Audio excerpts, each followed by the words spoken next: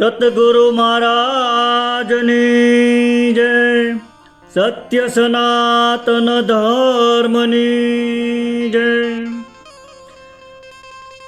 સમજણ વિના સાધન શું કામનું, જ્યાં સુધી જીવપણું ના જાય. મૂળદાસ કહે સત્ય સમજ્યા વિના જીવની મુક્તિ કદી નવ થાય. આજે ગુરુ કૃપાથી સંત નથુરામની એક ભજન વાણીને મતિ અનુસાર સમજવાનો પ્રયત્ન કરવો છે. અને ભજનના શબ્દો છે, જૂઠડી કાયા રાણી જૂઠા ન બોલો. જેને આપણે પોતાનું માનીએ છીએ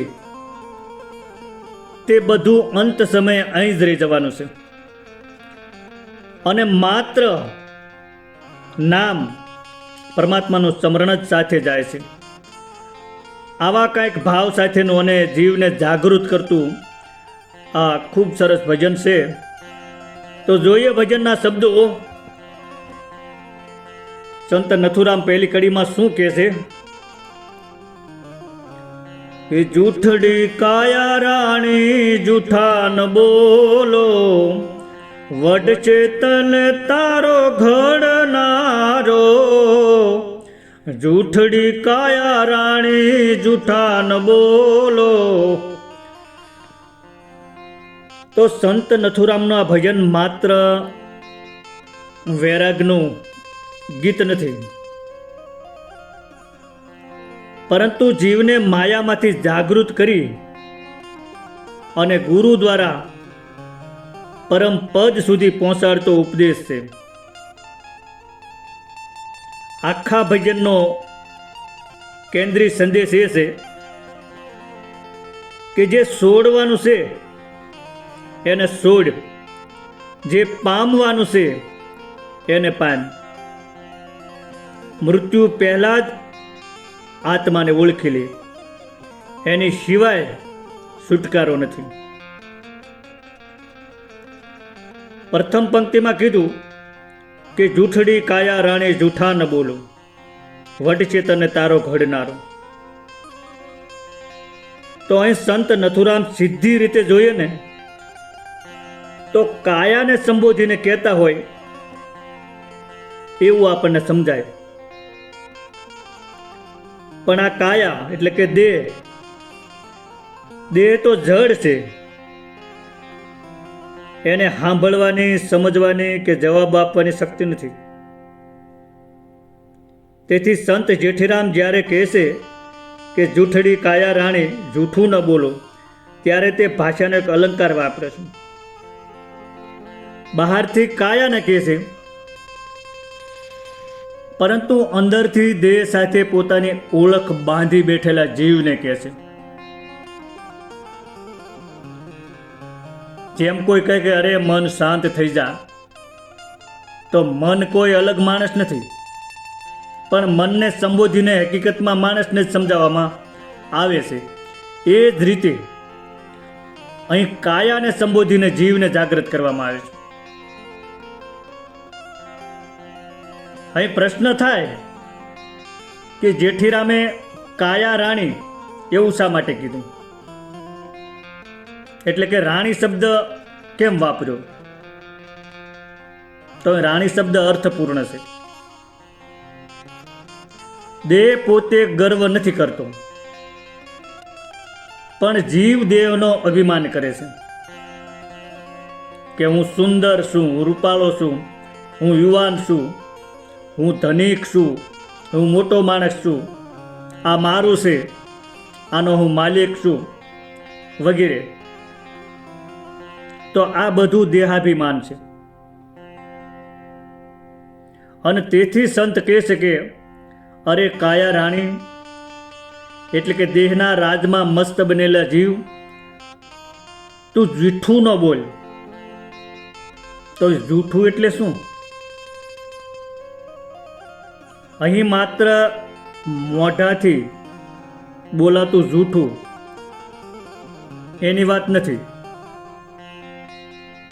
પણ હું જ કરતા છું, હું જ ભોગતા છું, આ બધું મારું છે, હું કાયમ જીવવાનો છું, આ દેહ જ હું છું, આ બધું જૂઠું છે, આ અજ્ઞાનનું જૂઠ છે. કેમ જૂઠું છે? તો જેઠીરામે જૂઠડી કાયા કેમ કહી? દેહ જૂઠો છે કારણ કે આ શરીર તો માટી, પાણી, અગ્નિ, વાયુ અને આકાશથી બનેલું છે. એ નાશવંત છે. આજે ભલે સુંદર છે, રૂપાળું છે, પણ કાલે રાખ બની જશે. માટે જૂઠું બોલીને ગર્વ ન કોને, એવું કહેવાનું છે. દેહ જૂઠો એટલે સત્ય નહીં, પણ અનિત્ય, જે આજે છે અને કાલે નથી, એને સંતો જૂઠું કહે છે. જે નાશવંત છે એ જૂઠું છે. આત્મા સત્ય છે, દેહ ક્ષણભંગુર છે. કારણ કે કાયા પાંચમાં ભૂતમાંથી બનેલી છે અને જે બન્યું છે તે નાશ પામે છે. એટલે કાયા સત્ય નથી, જૂઠી છે. અને પછીની પંક્તિમાં કીધું, વટશે તુને તારો ઘડનારો. તો એ ઘડનારો તને વટશે એવું કીધું છે. તો અહીં ઘડનારો એટલે જેણે તને એટલે કે દેહને ઘડ્યો છે એ પરમાત્મા તને ઠપકો આપશે, એટલે કે હિસાબ લેશે, જવાબ માગશે. તો અહીં થોડુંક ગૂંચવણ જેવું લાગે. શું ગૂંચવણ લાગે? કે આમાં કોણ કોને કહે છે, એની થોડીક ગૂંચવણ જેવું લાગે. તો એના જવાબમાં તેના 3 આધ્યાત્મિક સ્તર છે, એ આપણે જોઈએ. તો એક તો સંત એટલે કે નથુરામ જીવને ઉપદેશ આપે છે કે હે જીવ, જૂઠું ન બોલ. એક દિવસ તારા સર્જનહાર સમક્ષ ઊભું રહેવાનું છે, ત્યારે તારે જવાબ આપવો પડશે. આ સૌથી સીધો ને સાદો અર્થ છે. બીજો, આધ્યાત્મિક રીતે આત્મા અગર શુભ વિચાર મનને કહે છે કે હે મન, તું કાયાને હાસી માનીને જૂઠો અહંકારમાં ન ફર, ખોટા અહંકારમાં ન જીવ. એક દિવસ પરમ નિયમ સામે તારો ભ્રમ ટકી શકશે નહીં. અહીં જૂઠું બોલવું માત્ર મોઢેથી અસત્ય બોલવું એ નહીં, પણ પોતાને શરીર માનવું એ પણ એક પ્રકારનું અસત્ય છે. પછી ત્રીજી રીતે કહીએ તો ગુરુ શિષ્યને કહે છે. આ ગુરુ માર્ગનો અર્થ છે. ગુરુ કહે છે કે હે શિષ્ય, જીવન વ્યર્થ ન ગુમાય, અંતે પરમાત્મા અથવા કર્મનો નિયમ તારો હિસાબ લેશે, તેથી સાવધાન થઈ જા. અને વટશેનો અર્થ એવો નથી કે પરમાત્મા ગુસ્સે થઈને તને દંડો લઈને મારશે, દંડ છે એવો અર્થ નથી. પણ સંત મતથી વટશેનો અર્થ કર્મનું ફળ ભોગવવું પડશે, પોતાના કર્મનો હિસાબ આપવો પડશે, અને સત્યની સામે પોતાનો ભ્રમ તૂટી જાય છે. આવી સમજ આપણે કેળવવાની છે. તો અહીં ટૂંકમાં જૂઠા ન બોલવાનો અર્થ માત્ર ખોટું ન બોલશો એવો નથી, પરંતુ કાયાને સત્ય માનીને જીવશો નહીં, એવો ઊંડો સંદેશ છે. અને એટલે સંતો કહે છે કે કાયા કાસની પૂતળી ઠમકે ભાંગી જાય, મઢી લ્યો એને રામ નામથી તો કદી કટક ન થાય. હવે આગળ બીજી કડીમાં નથુરામ શું કહેશે જોઈએ કે જૂઠી કાયાને જૂઠી છે માયા, જૂઠા જગ ભર માયા રે, અંતકાળે જાવું એકલું, અંતકાળે જાવું એકલું, મરમ કોઈએ ન પાયા રે, જૂઠડી કાયા રાણે જૂઠા ન બોલો. તો એ પ્રથમ પંક્તિમાં કીધું કે જૂઠડી કાયાને જૂઠી છે માયા, જૂઠા જગ ભરમાયા રે. તો આ કડીમાં સંત જેઠીરામ 3 વાત એક સાથે કહી દેશે. કઈ? તો એક તો કાયા જૂઠી છે, કારણ કે તે જન્મે છે, વૃદ્ધ થાય છે અને અંતે નાશ પામે છે. તે કાયમ રહેવા વાળા નથી, એટલે જૂઠી છે. બીજું, માયા જૂઠી છે. તો એ માયાનો અર્થ માત્ર પૈસા નથી. તેમાં ધન, કુટુંબ, પ્રતિષ્ઠા, પદ, સત્તા, શરીરની સુંદરતા, મોહ એ બધું આવી જાય. આ પણ બધું આવવા જવા વાળું અને અંતે નાશ પામનારનું છે. જે બદલાય એ સત્ય નથી, એટલે માયા પણ જૂઠી છે. હવે ત્રીજું, જગત ભરમાયું. તો ભ્રમ શામાં છે? દેહને હું માનવામાં અને સંબંધોને કાયમી માનવામાં, સુખ બહારની વસ્તુઓમાં છે એમ માનવામાં. આવા ભ્રમમાં આખું જગત ફસાયેલું છે. દેહને હું અને જગતને મારું માનવું એ જ મોટો ભ્રમ છે. પછીની પંક્તિમાં કીધું કે અંતકાળે જાવું એકલું, મરમ કોઈએ ન પાયા. તો આ ગહન વાક્ય છે. મૃત્યુ સમયે ધન સાથે નહીં આવે, પરિવાર સાથે નહીં આવે, શરીર પણ સાથે નહીં આવે. તો સાથે શું જાય છે? તો શરીરના નાશ સાથે માત્ર કર્મ અને સંસ્કાર જાય છે. એટલે સંત કહે છે કે અંતકાળે જાવું એકલું. પછી કીધું મરમ કોઈએ ન પાયા રે. તો એનો સામાન્ય અર્થ એવો છે કે જીવનનું સાચું રહસ્ય બહુ ઓછા લોકોને જાણ્યું છે. જીવનનું સાચું રહસ્ય બહુ ઓછા લોકોએ જાણ્યું છે. કોક વિરલાઓ જ જાણ્યું છે. કારણ કે મોટા ભાગના લોકો બહારના જીવનમાં જ વ્યસ્ત રહી જાય છે. પણ એનો આધ્યાત્મિક અર્થ જોઈએ તો મરમ એટલે હું કોણ,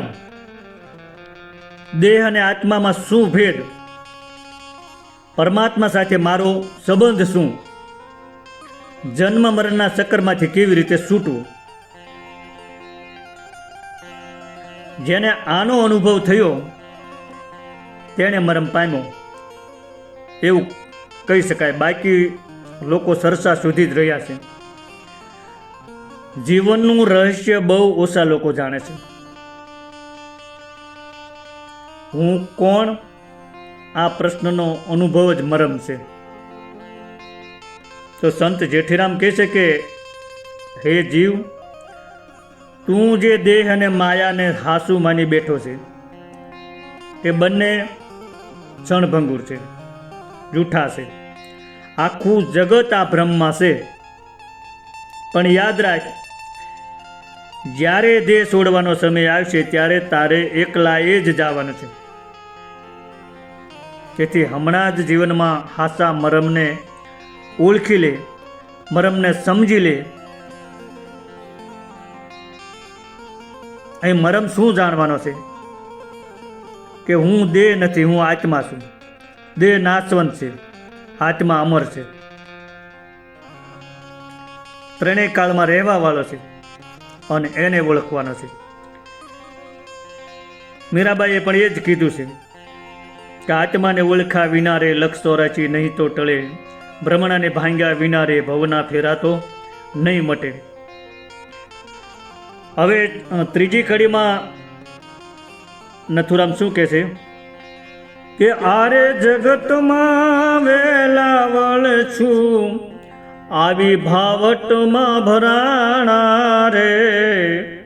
આરે જગતમાં વેલાવળ છું, આવી ભાવટમાં ભરાણા રે.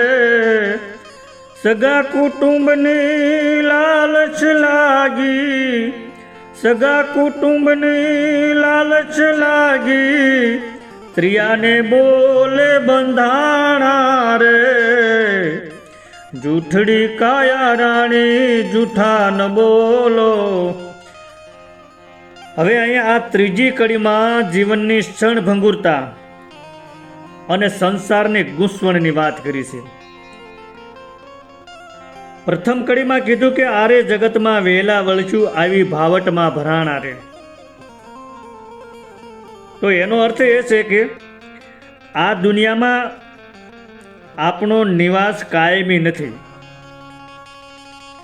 થોડા સમય માટે આવ્યા છીએ અને પાછા જવાનું છે.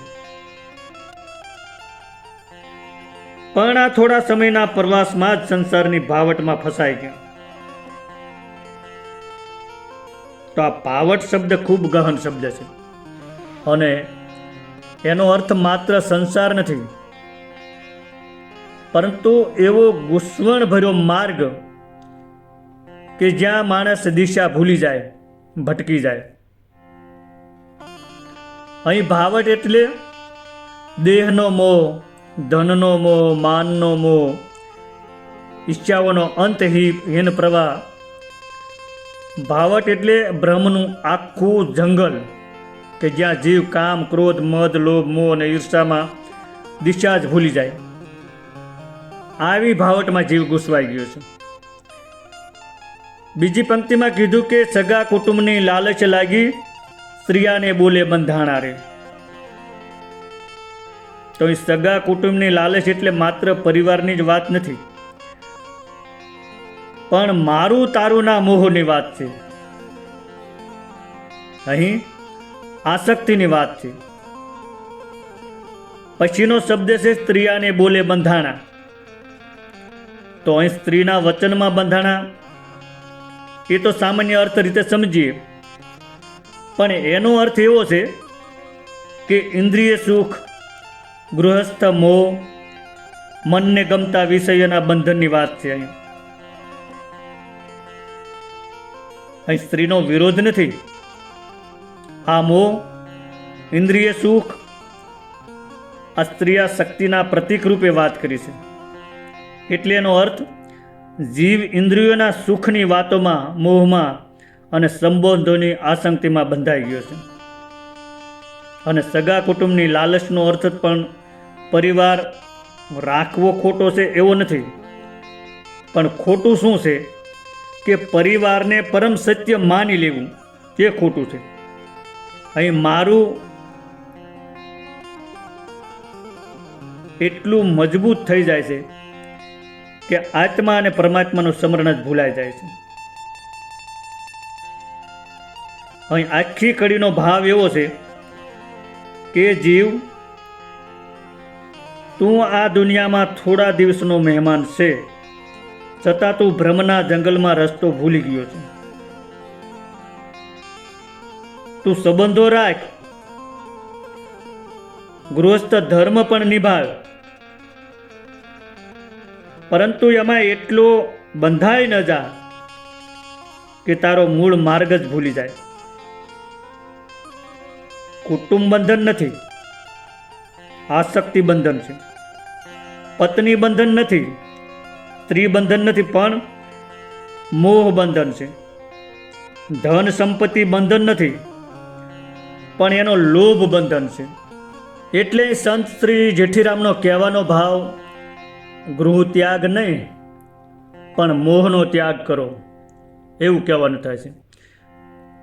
પછીની ચોથી કડીમાં આગળ શું કહે છે કે અહીં પદારથ મોટું પામા, ભજન કરી લે ગુરુદેવના. અહીં પદારથ મોટું પામા, ભજન કરી લે ગુરુદેવના. દૂધ પૂત અન ધન લક્ષ્મી, દૂધ પૂત અન ધન લક્ષ્મી, ઈ ફળ છે તારી સેવાના. જૂઠડી કાયા રાણી જૂઠા ન બોલો. હવે ભજનની આગળની 3 કડીમાં વૈરાગને વિવેક જાગૃત કર્યો અને હવે જીવનનો સકારાત્મક માર્ગ બતાવે છે. પ્રથમ પંક્તિમાં કીધું કે અહીં પદાર્થ મોટું પાયમાં ભજન કરી લે ગુરુદેવના. તો આ પદાર્થ મોટું એટલે શું? એનો અર્થ છે મનુષ્ય જન્મ. આપણને જે મનુષ્યનો અવતાર મળ્યો ને એ જ મોટું પદાર્થ. સંતો વારંવાર કહે છે કે 84 લાખ યોનિઓમાં મનુષ્ય જન્મ દુર્લભ છે. કારણ કે આ જ જન્મમાં આત્મજ્ઞાન પ્રાપ્ત થઈ શકે છે અને મુક્તિને પામી શકાય છે. બાકી બીજા કોઈ જન્મમાં પામી શકાતું નથી. અને એટલે તો તુલસીદાસે પણ મનુષ્ય દેહની મહત્તા બતાવતા કીધું છે કે બડે ભાગ્ય માનુષ તન પાવા સુર દુર્લભ સદ ગ્રંથની ગાવા. તેથી સંત જેઠીરામ કહે છે કે તને આ અમૂલ્ય અવસર મળ્યો છે, હવે તું સમય વ્યર્થ ન ગુમાય. ગુરુદેવનું ભજન કરી લે. આવો અવસર ફરી ફરીને નહીં મળે.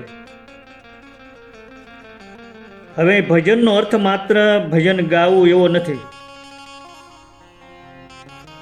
એમાં ગુરુવચનનું પાલન, નામ સ્મરણ, સત્સંગ, આત્મવિચાર, જીવનને ગુરુના ઉપદેશ પ્રમાણે જીવવું એ ભજન છે. પોતાના નિજ સ્વરૂપમાં સ્થિર રહેવું એ હાસ્ય ભજન છે. પછીની પંક્તિમાં કીધું કે દૂધપૂત અનધન લક્ષ્મી ઈ ફળ છે તારી સેવાના. તો અહીંયા આ પંક્તિને બે રીતે સમજી શકીએ. વ્યવહારિક અર્થમાં એવું કહી શકાય કે જો જીવનમાં સદ્ગુણ, સેવા અને ભજન હોય તો જીવનમાં સુખ, સમૃદ્ધિ, અન્ન, ધન અને કુટુંબનું કલ્યાણ પ્રાપ્ત થઈ શકે છે. પણ આનો ગૂઢ અર્થ, આધ્યાત્મિક અર્થ સમજવો હોય તો આ દૂધ, પૂત, અન્ન, ધન, લક્ષ્મી આ બધા છે ને એ બધા શબ્દો પ્રતીક રૂપે અહીંયા આપ્યા છે. એના અર્થ આપણે સમજીએ તો દૂધ એટલે મનની શુદ્ધિ. દૂધ ઉજળું છે એટલે પ્રતીક રૂપે અહીંયા મનની શુદ્ધિને બતાવી છે. પછી છે પૂત. તો પૂત એટલે સારા સંસ્કારો અને સદ્ગુણો. કારણ કે આપણે સંસ્કાર ન હોય એના માટે આપણે કપૂત શબ્દ વાપરીએ છીએ.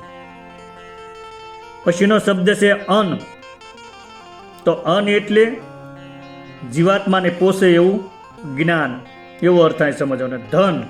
તો ધન એટલે નામરૂપી ધન, જ્ઞાન ધન. અને લક્ષ્મી. તો લક્ષ્મી એટલે અંતકરણની શાંતિ અને ગુરુ કૃપા.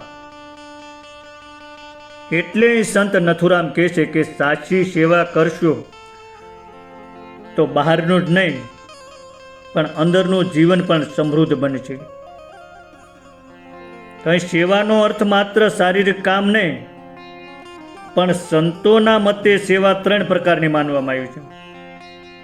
એક તો કાયિક સેવા એટલે કે શરીરથી સેવા, વાચિક સેવા તો વાણીથી સેવા, સદવચન, સત્સંગ, ભજન વગેરે. અને ત્રીજી માનસિક સેવા, તેમાં શ્રદ્ધા, સમર્પણ, સમરણ. અંતે આ ત્રણેય આધાર છે અહંકારનો ત્યાગ. આ ત્રણેય આધાર છે અહંકારનો ત્યાગ. અહંકારનો ત્યાગ થઈ શકે તો જ આ સેવા થઈ શકે, નકર ન થઈ શકે. અને અહીં ગુરુદેવનો ભજનનો અર્થ સમજીએ તો ગુરુબોધને જીવનમાં ઉતારવો, સતત હરિનું સ્મરણ રાખવું, દેહમાં રહીને દેહથી અલિપ્ત રહેવાનો અભ્યાસ કરવો. જોકે આ બહુ ઊંચી વાત છે. અને આવું ભજન થાય ત્યારે એનું હાસું ફળ મળે છે. ફળ શું? અંતકરણની શાંતિ, વિવેક અને આત્મમાર્ગમાં સ્થિરતા.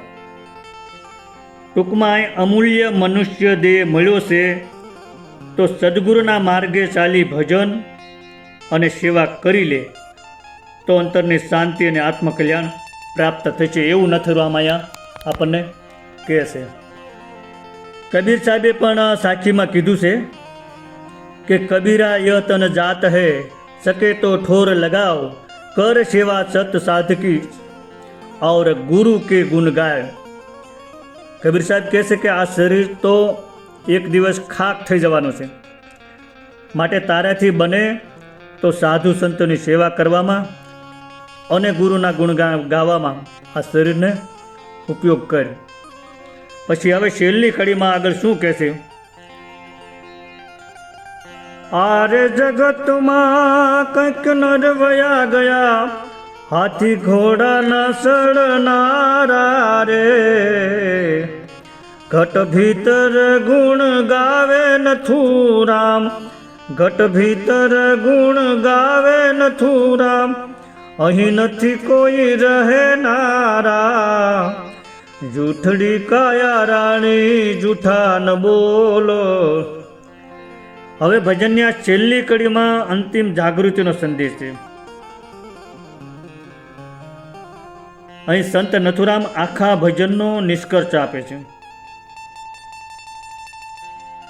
ઇતિહાસ યાદ કરાવીને કહે છે કે જે લોકો રાજા હતા, સમ્રાટ હતા, હાથી ઘોડા પર સવારી કરનારા હતા અને અપરંપાર સંપત્તિના માલિક હતા, એ પણ આજે ક્યાં છે? કોઈ રહ્યા નથી, બધા ચાલ્યા. રાવણ જેવો રાવણ પણ ચાલ્યો ગયો.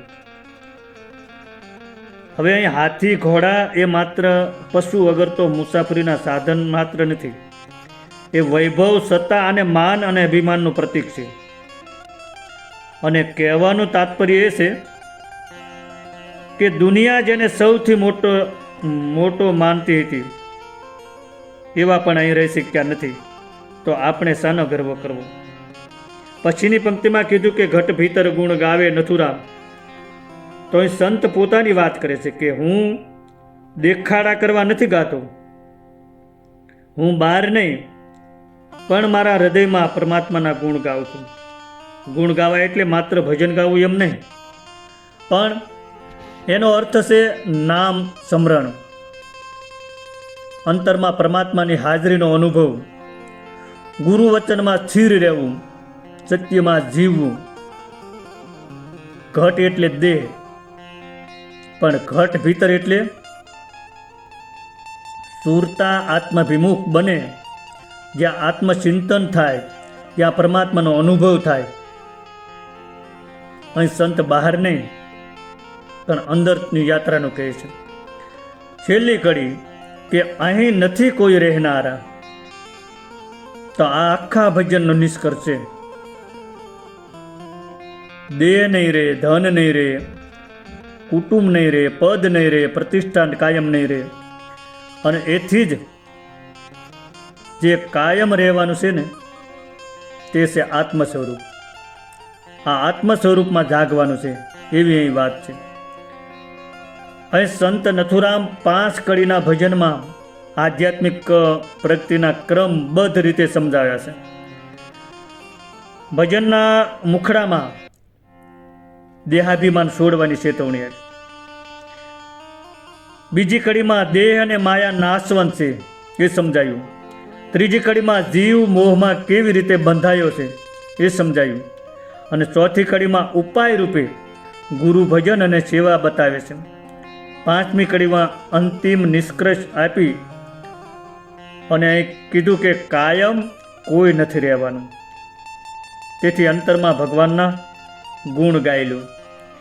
નથુરામ કહે છે કે બહારની દુનિયામાં નહીં, મારા અંતરઘટમાં પરમાત્માના ગુણ ગાઉં છું. અર્થાત હાસુ ભજન જીભ કે હોઠથી નહીં પણ સુરતથી થાય છે, હૃદયથી થાય છે. માટે આ ભજન સાંભળ્યા પછી દરરોજ પોતાને આ 3 પ્રશ્નો પૂછવા કે હું દેહ છું કે દેહનો જાણનાર, જેમાં હું ફસાયો છું તે કાયમી છે કે ક્ષણભંગુર. આજે મેં મારા અંતર્ઘટમાં હરિના ગુણ ગાયા કે માત્ર દુનિયાના ગુણ ગાતો રહ્યો? જ્યારે આ 3 પ્રશ્નોના હાસા જવાબ જીવનમાં ઉતરશે ને તે દિવસે આ ભજન માત્ર ગાયું નહીં પણ જીવાઈ જશે, જીવાયું કહેવાય છે.